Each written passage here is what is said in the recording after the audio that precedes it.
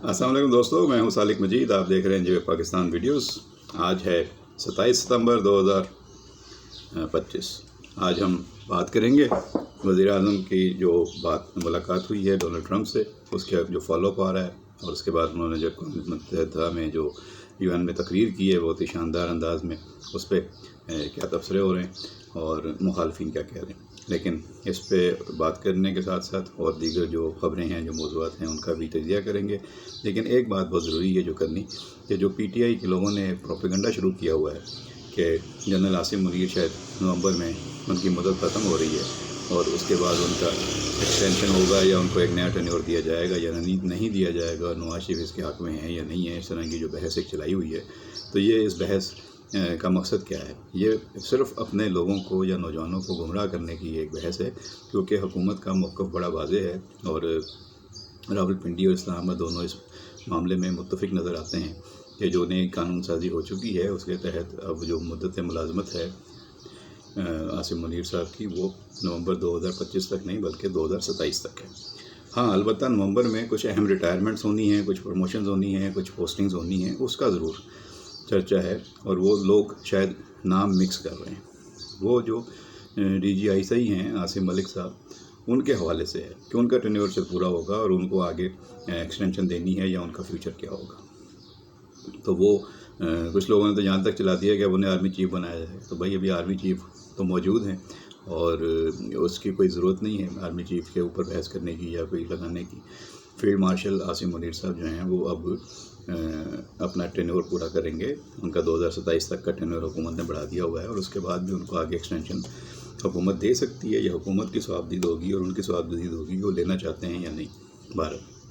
تو یہ ایک تو وضاحت کرنی ضروری ہے کہ نومبر 2025 میں جنرل عاصم منیر جو فیلڈ مارشل ہیں، ان کی مدت ملازمت یا ایکسٹینشن کا کوئی ایشو نہیں ہے، اس حوالے سے کوئی بحث نہیں ہے۔ جو لوگ یہ بحث کر رہے ہیں وہ لوگوں کو گمراہ کر رہے ہیں، غلط بیانی کر رہے ہیں، اور جنرل عاصم منیر کا جو ٹینیور ہے وہ 2027 تک ہے۔ ایک تو یہ وضاحت اپنے سننے والوں کے لیے کرنی ضروری ہے۔ دوسرا یہ کہ نومبر میں جو پوسٹنگز ہونی ہیں اس میں شاید DGI اور ISI میں جو نئی پوسٹنگز ہونی ہیں اس کی بات ہو رہی ہے، اور اب پاکستان کی جو بڑھتی ہوئی ضروریات اور بڑھتی ہوئی ذمہ داریاں ہیں انٹرنیشنل لیول پہ، تو اس حوالے سے یہ بات کہی جا رہی ہے کہ شاید ISI کے اب 2 ونگز بنائے جائیں، ایک انٹرنل اور ایک ایکسٹرنل، اور انٹرنل ونگ کو ایک الگ DG ہیڈ کریں اور ایکسٹرنل DG کو الگ DG ہیڈ کریں۔ تو اس طرح 2 DGs بھی وہاں پہ اپوائنٹ ہو سکتے ہیں، اور دنیا کے بہت سے ملکوں میں جن کی ایجنسیز کا رول بہت زیادہ وسیع ہے، تو وہ انہوں نے ایکسٹرنل ونگ الگ رکھا ہوا ہے اور انٹرنل ونگ الگ رکھا ہوا ہے۔ تو ہمارے ہاں بھی اب چونکہ رول بڑھتا جا رہا ہے، تو انٹرنیشنل لیول پہ جو ضروریات ہیں ان کا جو تقاضا ہے اس کے لحاظ سے ہو سکتا ہے کہ ہمیں بھی آگے جا کے ایکسٹرنل ونگ کا DG الگ کرنا پڑے اور انٹرنل ونگ کا DG الگ کرنا پڑے۔ تو اس میں ایسی کوئی انہونی بات نہیں ہے، یہ وقت کے تقاضوں کے تحت اور ضرورت کو محسوس کرتے ہوئے اس طرح کا فیصلہ کیا جاتا ہے۔ کچھ لوگ یہ بھی کہتے ہیں کہ یہ ایک وائس آرمی چیف یا ڈپٹی آرمی چیف، جس طرح ڈپٹی وزیر اعظم یا نائب وزیر اعظم ہوتا ہے، اس طرح وائس آرمی چیف بھی اپوائنٹ کیا جا سکتا ہے۔ تو یہ اس طرح کے مختلف آپشنز ہیں، اپنی اپنی رائے ہے، لوگ اپنی رائے کا اظہار کر سکتے ہیں، لیکن فیصلہ جو ہوتا ہے وہ آرمی کے اپنے تقاضوں کے مطابق ہوتا ہے، ضروریات کے مطابق ہوتا ہے، اور ان کے اپنے ایک انداز ہے سوچنے کا، فیصلے کرنے کا۔ تو جہاں ان کا طریقہ کار ہے اس کے تحت چلتے ہیں۔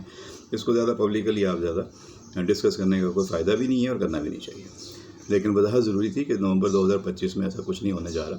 ستمبر ختم ہو رہا ہے، اکتوبر اور نومبر، اور اسی طرح یہ وہی لوگ ہیں جو باتیں کر رہے تھے 5 جون کو عمران خان باہر آ جائے گا، اور عید سے پہلے آ جائے گا اور عید کے بعد آ جائے گا، اور امریکہ سے ڈاکٹر آ گئے ہیں، امریکہ سے وفد آ گیا ہے، امریکی سینیٹر آ رہے ہیں۔ پھر اس کے بعد کہا کہ نہیں، امریکہ میں اس کے بچے گئے ہیں اور وہاں سے وہ جہاز بھر کے امریکی میڈیا کا اور سینیٹرز کا اور کانگریس مین کا پاکستان میں اتریں گے، عمران خان کو رہا کرائیں گے۔ تو یہ ساری باتیں ہیں جو سوشل میڈیا پہ لوگ اپنی ویڈیو بیچنے کے لیے کرتے رہتے ہیں، تو لوگوں کو گمراہ کرتے ہیں، تو لوگوں کو بیوقوف بنایا ہوا ہے۔ تو یہ سلسلہ چل رہا ہے، اب تو ہے بہت سارے لوگ سمجھ گئے ہیں اور ان سے پیچھے ہٹ گئے ہیں، لیکن ابھی بھی کچھ جذباتی لوگ ہیں جو ان کے ساتھ لگے ہوئے ہیں۔ تو آہستہ آہستہ انہیں بھی سمجھ میں آتی جا رہی ہیں چیزیں، اور مزید آ جائیں گی۔ تو حقائق کے ساتھ رہنا چاہیے۔ زمینی حقائق یہ ہیں کہ پاکستان کے وزیر اعظم شہباز شریف صاحب نے فیلڈ مارشل عاصم منیر کے ہمراہ جو امریکی صدر ڈونلڈ ٹرمپ سے ملاقات کی ہے، وہ بہت مفید اور بہت دورس نتائج کی حامل نظر آتی ہے، اور اس میں جو ہے وہ پاکستان کی سیاسی اور اس کی قیادت کی بہت تعریف ہوئی ہے۔ یقینی طور پر اس میٹنگ میں سامنے جو باتیں ہوئی ہیں ابھی تو ہمیں صرف ان کا پتہ ہے، اب میٹنگ کے اندر بہت سارے معاملات جو ہیں وہ باہمی مفاد کے تحت جو جڑے ہوتے ہیں تو وہ ان کے ابھی انفولڈ ہونی ہیں، وہ چیزیں آہستہ آہستہ وقت کے ساتھ ساتھ چیزیں انفولڈ ہوں گی۔ ابھی کوئی کیا سرائی کر دینا کہ جی وہاں سے جو ہے وہ میٹنگ جو ہے وہ شاید آقا اور غلام کی میٹنگ تھی یا یہ کوئی امریکن پپٹ ہیں جو وہاں گئے ہوئے تھے، تو اس طرح کے سارے تبصرے جو ہیں یہ اپنے ملک کے بارے میں اس طرح جو لوگ کر رہے ہیں ان کو زیب نہیں دیتے۔ خدا را ہوش کے ناخن لیں، اپنے ملک کی عزت کا سوچیں۔ آپ کے ملک کو عزت مل رہی ہے تو آپ کو یہ ہضم نہیں ہو رہا کہ آپ کے ملک کی قیادت کو عزت کیوں مل رہی ہے۔ یہ وَتَعِزُّ مَن تَشَاءُ وَتَذِلُّ مَن تَشَاءُ، عزت اور ذلت اللہ نے اپنے ہاتھ میں رکھی ہے۔ اگر آپ جیسے مجھ جیسے لوگوں کے ہاتھ میں رکھی ہوتی تو ہم نہ جانے کیا کرتے۔ بہرحال شہباز شریف صاحب کو عزت، وقار اور احترام ملا ہے، اللہ کا شکر ہے، اور ان کی پوری ٹیم کو، ان کے وفد کو احترام ملا ہے، عزت ملی ہے۔ ہاں ایک اور اعتراض اٹھایا جا رہا ہے کہ جی ان کے وفد میں وہاں پہ جو ہے وہ اچھا اور تو کوئی بات ملی نہیں اعتراض کرنے کے لیے، تو شمع جنیجو کے پیچھے پڑ گئے۔ جی شمع جنیجو وفد میں کیوں ہے؟ شمع جنیجو تو جو ہے وہ اینٹی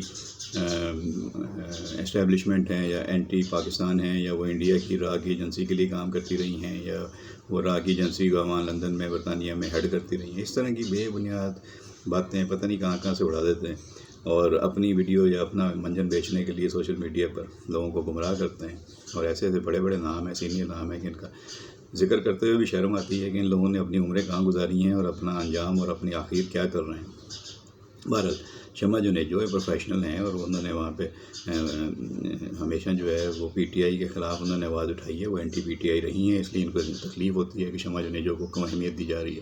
حالانکہ وہ اتنی پرو نون لیگ تو نہیں ہے، وہ پرو اسٹیبلشمنٹ یا پرو پنڈی تو ہو سکتی ہیں، یہی باتیں ہو رہی ہیں۔ تو شمع جنیجو کا بھی انہوں نے خواہ جو ہے وہ ایک بات کا بتنگڑ بنانے کی کوشش کی ہے۔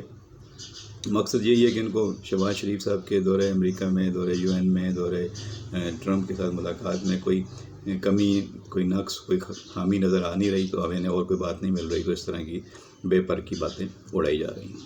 اچھا جی، پاکستان کے وزیر اعظم شہباز شریف نے خود بھی کہہ دیا ہے کہ امریکی صدر سے ملاقات بہت حوصلہ افزا تھی اور وہ بہت مطمئن ہے، اور ان کا کہنا ہے کہ ملاقات بہت ہی حوصلہ افزا رہی اور تجارت، آئی ٹی اور دیگر شعبوں میں امریکہ سرمایہ کاری کے لیے تیار ہے۔ نیو جرسی میں میڈیا سے گفتگو کی وزیر اعظم نے اس ملاقات کے بعد، اور ان کا کہنا تھا کہ امریکی صدر سے ملاقات میں معیشت، انسداد دہشت گردی، معدنیات، آئی ٹی، کرپٹو پر بات ہوئی۔ انہوں نے بتایا کہ ٹیرف کے معاملے پر امریکی صدر کا شکریہ ادا کیا۔ پاکستان اور امریکہ کے درمیان معدنیات کی قیمت کا مناسب تعین ہونا چاہیے اور ہوگا۔ پاک امریکہ تجارتی معاہدے باہمی مفادات کے تحت ہوں گے۔ اب جب ہمارا وزیر اعظم کہہ رہا ہے کہ جی جتنے بھی معاہدے ہوں گے وہ باہمی مفادات کے تحت ہوں گے، تو شک کی کیا گنجائش؟ شہباز شریف کا کہنا تھا کہ فیلڈ مارشل عاصم منیر نے جنگ میں لیڈ کیا، انہوں نے دانش مندی سے پاکستانی افواج کو لیڈ کیا۔ میں نے کہا ہم نے جنگ جیت لی ہے، ان کے ساتھ ہتھیاریں گرا دیے، ہر جگہ حملے کیے، ان کا دماغ چکرا گیا ہے، اب ہم اس سے آگے نہیں جانا چاہتے۔ اور پھر ہم نے امریکہ سے جو فون آیا تھا کہ انڈیا جنگ بندی کرنا چاہتا ہے، تو پھر میں نے یہ ساری باتیں اپنے آرمی چیف سے کیں اور آرمی چیف کو ہم نے بتا دیا، اور اس کے بعد ہم نے جنگ بندی قبول کر لی۔ وزیر اعظم کا مزید کہنا تھا کہ ملکی معاشی صورتحال مائکرو لیول پر مستحکم ہو چکی ہے۔ سمندر پار پاکستانی عظیم سفیر ہیں۔ سمندر پار پاکستانیوں نے سال 2024-25 میں $38.5 ارب ملک میں بھیجے ہیں۔ اب یہ دیکھ لیں کہ اوورسیز پاکستان سے کتنا کنٹریبیوشن ہے اور ان کا حکومت کا کس قدر اعتماد ہے کہ $38.5 ارب انہوں نے پچھلے سال جو ہیں وہ پاکستان میں بھیجے ہیں۔ یہ حکومت کی پالیسیوں پہ، حکومت کے اقدامات پر ہمارے سمندر پار پاکستانیوں کے، اوورسیز پاکستانیوں کا اعتماد نہیں ہے تو اور کیا ہے؟ اور یہ چند جو سر پھرے ہیں، جو چند جو گمراہ ہوئے ہوئے ہیں، جو خود بھی گمراہ ہوئے ہوئے ہیں، جو دوسروں کو بھی گمراہ کر رہے ہیں، وہ کہہ رہے تھے کہ بھی پاکستان میں پیسے مت بھیجیں، اس حکومت کو مضبوط مت کریں، بینکوں کے ذریعے پیسے مت بھیجیں۔ بھائی اپنے ملک کو ساتھ محبت کرتے ہو تو اپنے ملک کو ہی مضبوط کرو گے نا، اور جو اپنے ملک کو کمزور کرنے کی بات کرتا ہے وہ پھر اپنے ملک کا محب وطن کہاں سے ہو گیا؟ بہرحال یہ ساری باتیں ہوئی ہیں۔ اچھا جی، سندھ میں ایک ڈیولپمنٹ ہوئی ہے، کابینہ میں رد و بدل ہوا ہے۔ سعید غنی سے محکمہ بلدیات کا قلمدان واپس لے لیا گیا ہے اور اسماعیل راہو کو دوبارہ صوبائی وزیر بنا دیا گیا ہے، اور کچھ اور بھی قلمدانوں میں رد و بدل ہوا ہے۔ سندھ کابینہ میں جو تبدیلیاں کی گئی ہیں، صوبائی وزیر بلدیات سعید غنی سے وزارت بلدیات کا قلمدان واپس لے کر یہ قلمدان ناصر حسین شاہ کو دیا گیا ہے۔ ان کے پاس پہلے سے موجود وزارت توانائی کا قلمدان بھی رہے گا۔ کابینہ میں اسماعیل راہو اور گیان چند اسرانی کا اضافہ ہوا ہے اور کئی اہم وزراء کے قلمدان تبدیل کیے گئے ہیں۔ کابینہ میں اسماعیل راہو کو وزیر اور گیان چند اسرانی کو مشیر کے طور پر شامل کیا گیا ہے۔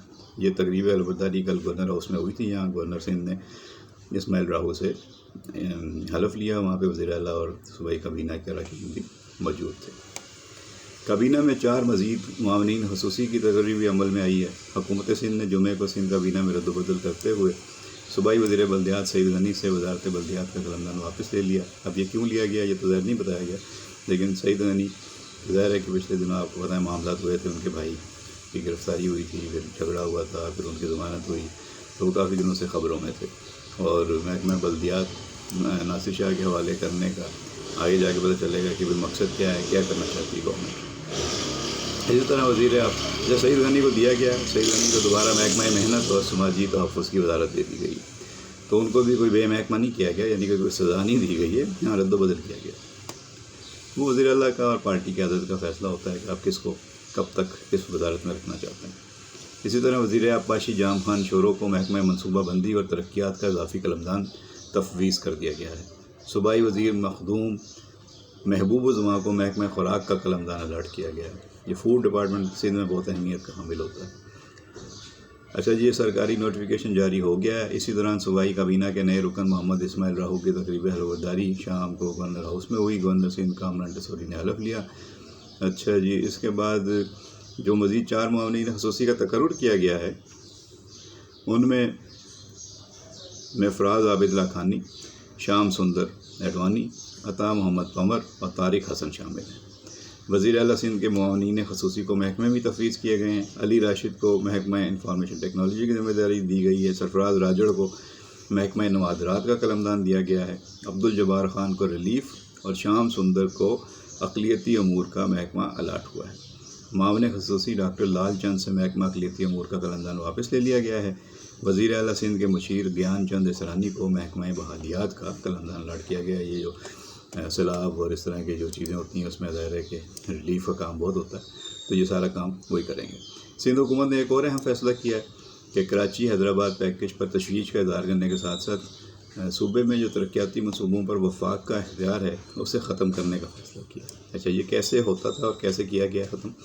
یہ سندھ حکومت کا صوبے میں ترقیاتی منصوبوں پر وفاقی اختیار ختم کرنے کا فیصلہ سندھ حکومت نے صوبے میں ترقیاتی منصوبوں پر وفاقی ادارے infrastructural development company limited PIDCL کے اختیار کو ختم کرنے کا فیصلہ کیا ہے۔ اس حوالے سے کمپنی کو باضابطہ خط بھی لکھ دیا گیا ہے۔ سیکرٹری لوکل گورنمنٹ سندھ کی جانب سے خط میں ہدایت کی گئی ہے کہ PIDCL فوری طور پر صوبے میں نئی ترقیاتی اسکیموں پر کام بند کرے اور صرف ان منصوبوں تک محدود رہے جو اسے سابقہ پاک ورکس ڈپارٹمنٹ سے پاک PWD سے منتقل ہوئے تھے۔ واضح رہے کہ وزیر اعلیٰ سندھ کی زیر صدارت 26 ستمبر کو ایک اجلاس منعقد ہوا جس میں صوبے میں PIDCL کے کردار کا تفصیلی جائزہ لیا گیا۔ اجلاس کے بعد صوبائی حکومت کی جانب سے لکھے گئے خط میں کہا گیا ہے کہ پرانے منصوبوں تک خود کو محدود رکھا جائے۔ اب یہ دیکھتے ہیں کہ اس سے وفاق کا کیا رد عمل آتا ہے۔ اچھا جی، اب چلتے چلتے کچھ خبروں کو ٹچ کر لیتے ہیں۔ ایران اور روس کے درمیان $25 ارب کا معاہدہ ہوا ہے۔ 4 نئے ایٹمی ری ایکٹر تعمیر ہوں گے۔ ادھر بھارت نے اپنے اڑتے تابوت مگ طیاروں سے جان چھڑا لی ہے۔ 62 سال سے یہ زیر استعمال تھے۔ روسی ساختہ جنگی طیارے MiG 21 ان سے اس نے اپنی جان چھڑا لی ہے اور اب وہ نئے طیارے جو ہے وہ خریدنے جا رہا ہے۔ دوسری طرف آج بہت ہی اہم میچ ہوا ہے رات کو سری لنکا اور انڈیا کا۔ ٹورنامنٹ کے رزلٹ میں تو اس میچ کا کوئی اثر نہیں تھا، لیکن کرکٹ کی تاریخ کے لحاظ سے ایک بڑا اہم میچ، یادگار میچ بن گیا۔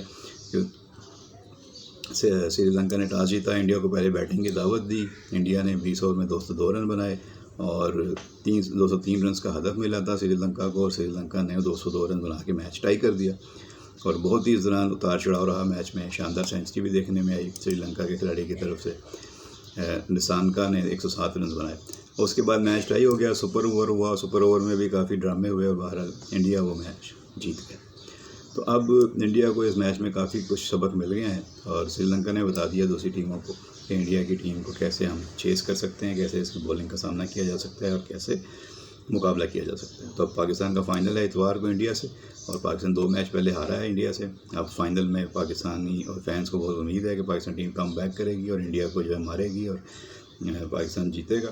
تو شعیب اختر نے بھی کہا ہے کہ بھائی دل بڑا کر کے کھیلو، کھل کے کھیلو، اور ڈر کے جو بھی کسی قسم کا ڈر ہے وہ ذہن سے نکال لو، بھارت کا دباؤ توڑ دیں، ڈٹ کر کھیلیں، یہی ان کا پیغام ہے۔ تو یہی سب چاہتے ہیں کہ پاکستان ٹیم کھل کر کھیلے، ڈٹ کر کھیلے۔ جس طرح سری لنکا نے 202 رنز کا اسکور چیز کر لیا، تو پاکستان کچھ بھی کر سکتا ہے۔ تو فائنل کے لیے بہترین تمناؤں کا اظہار کرتے ہیں، بیسٹ وشز، اور ویڈیو پسند آئی ہو تو لائک اور شیئر کیجیے گا، کمنٹ میں اپنے رائے کا اظہار ضرور کیا کریں، اور چینل جنہوں نے سبسکرائب نہیں کیا دوستوں سے گزارش ہے کہ چینل کو سبسکرائب کر لیں، گھنٹی کا بٹن دبا دیں۔ اپنا خیال رکھیں، بہت شکریہ۔